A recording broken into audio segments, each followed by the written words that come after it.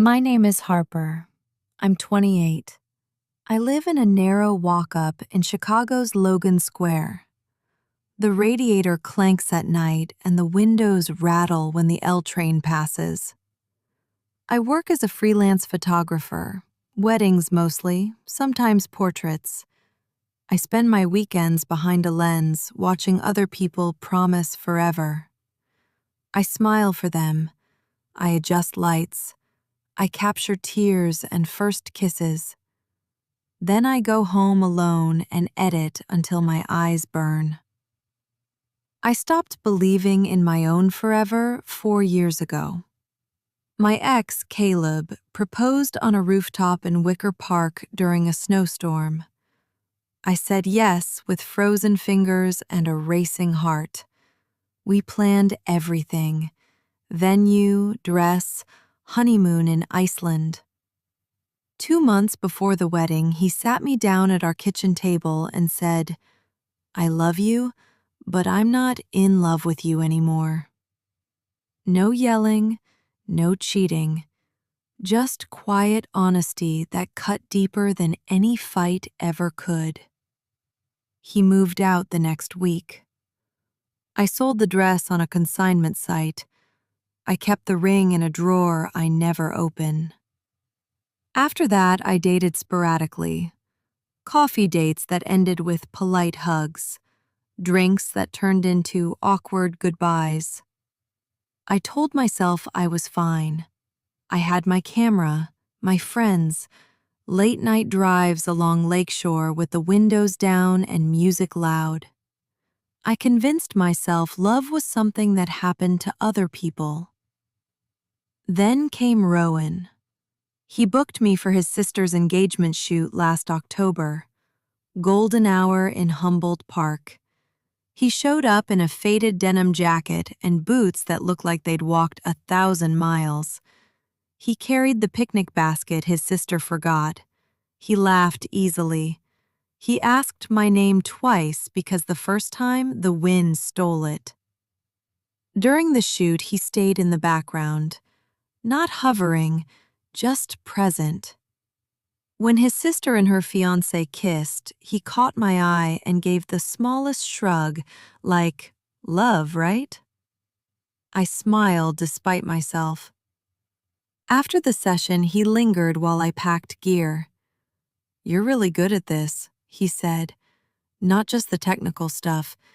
You make people look like they feel safe." I didn't know what to say. No one had ever noticed that before. I mumbled thanks. He asked if I ever shot candids, just people living. I said sometimes, for myself. He nodded. "You should show me sometime." I didn't expect him to mean it, but 2 weeks later he texted, "Saw the fall colors are peaking. Wanna walk the lakefront and shoot whatever we find?" No pressure, no dinner, just walking and pictures. We met on a Saturday, cold wind off the lake. He brought thermoses of hot cider. We walked north from Montrose. I photographed driftwood, gulls, couples holding hands, kids chasing waves. He didn't pose or direct. He just walked beside me. Sometimes he pointed out light hitting a wave just right. Sometimes he stayed quiet. When I lowered the camera, he asked gentle questions.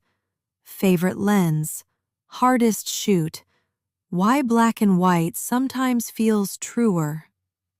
We ended up at a bench near the bird sanctuary. Sun low, sky turning pink and gold. He looked at me, not through the lens, just at me, and said, "Harper, I've been trying to figure out how to say this without sounding like a cliché. I like being around you. A lot. I don't want to rush anything. I just wanted you to know." My stomach flipped. Old instinct screamed, "Run." But I stayed. "I'm scared," I admitted. "Last time I trusted someone with my heart, He gave it back in pieces.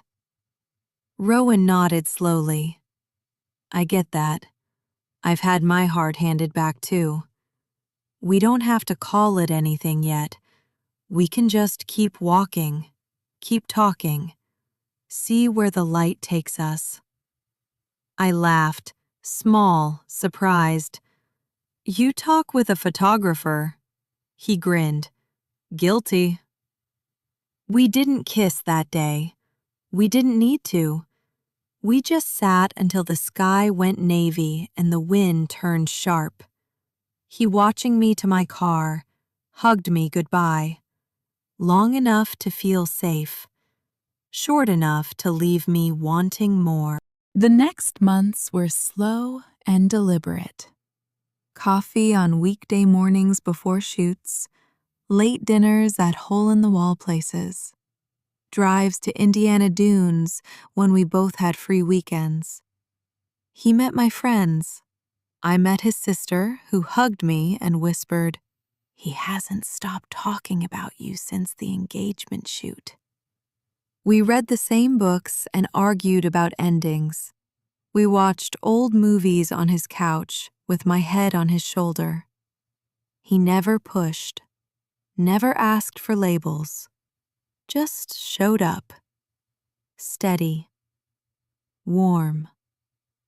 One evening in March, we were back at the lakefront, sky bruised purple, wind biting.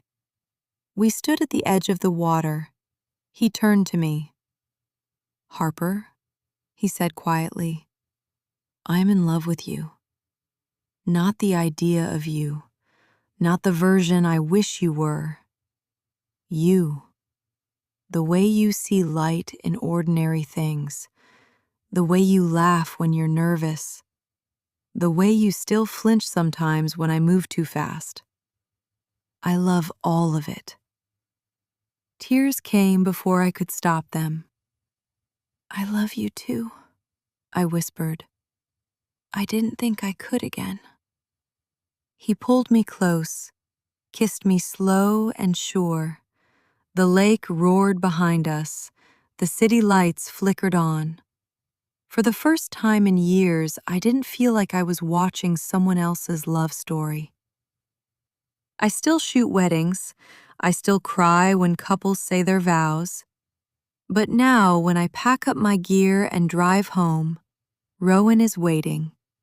Sometimes with takeout, sometimes with a playlist he made, sometimes just with open arms. I'm 28. I used to think love had an expiration date, that once it broke, the pieces couldn't fit back together. Turns out love isn't fragile glass. It's more like film, scratched, overexposed in places, but still capable of capturing light when you point it in the right direction. And right now, the light is good.